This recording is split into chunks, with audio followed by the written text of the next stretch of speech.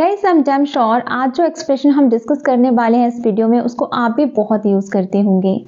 आप कई बार अपनी कॉन्वर्सेशन में बोलते हो किसी को कि ये सब तुम्हारा करा धरा है, या फिर ये सब तुम्हारा किया धरा है अब तुम भुगतो, या फिर ये सब तुम्हारा किया धरा है अब तुम निपटो, या फिर ये सब तुम्हारा किया हुआ है, तुम्हारा किया धरा है अब तुम ही देखो, अब तुम ही जानो। इसका मतलब होता है कि आप जो है ना सामने वाले का साथ छोड़ देते हो। आप बोल देते हो कि ये तुम्हारा किया धरा है, तुम्हारी गलती है, तुमने ये रायता फैलाया है, अब तुम ही देखो, तुम ही समझो, मतलब इस इशू को, इस प्रॉब्लम को अब तुम ही सॉल्व करो, मैं तुम्हारी इसमें कोई मदद नहीं कर सकता, या फिर मैं इसमें इन्वॉल्व नहीं हूँ। जब आपको इंग्लिश में बोलना है तो आप वहाँ पे यूज करोगे इंटरेस्टिंग सी फ्रेज, जहाँ पे आप बोलोगे you made your bed sleep in it, you made your bed sleep in it. आप चाहो तो यहाँ पे नाउ भी यूज कर सकते हो, you made your bed now sleep in it.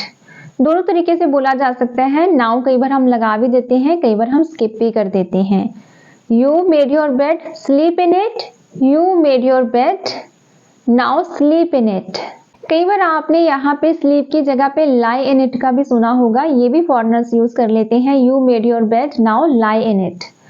ये भी बोल सकते हो आप, अदरवाइज स्लीप इन इट आप वो भी बोल सकते हो। जैसे एग्जाम्पल देखें, ये सब तुम्हारा किया धरा है, तुम भुगतो, तुम देखो, मुझे इसमें इन्वॉल्व मत करो।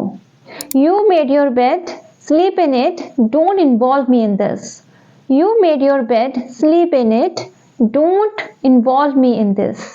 जैसे एक और एग्जाम्पल देखें कि ये सब तुम्हारा किया धरा है, अब तुम जानो, तुम निपटो, मेरा इससे कुछ लेना देना नहीं है। तो आप क्या बोलोगे? You made your bed now sleep in it, it has nothing to do with me. You made your bed now sleep in it, it has nothing to do with me. ये सब तुम्हारा किया धरा है, तुम भुगतो, तुम जानो, मुझसे ये उम्मीद मत रखना कि मैं तुम्हारी मदद करूंगा। You made your bed now sleep in it, don't count on me that I will help you. You made your bed, now sleep in it. Don't count on me that I will help you. ये सब तुम्हारा किया धरा है, तुम जानो, तुम देखो।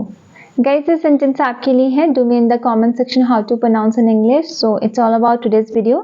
If you like it, please like and subscribe my channel for more content. I'll meet you in the new video with new structures. Till that time, all the best. Keep learning, keep practicing.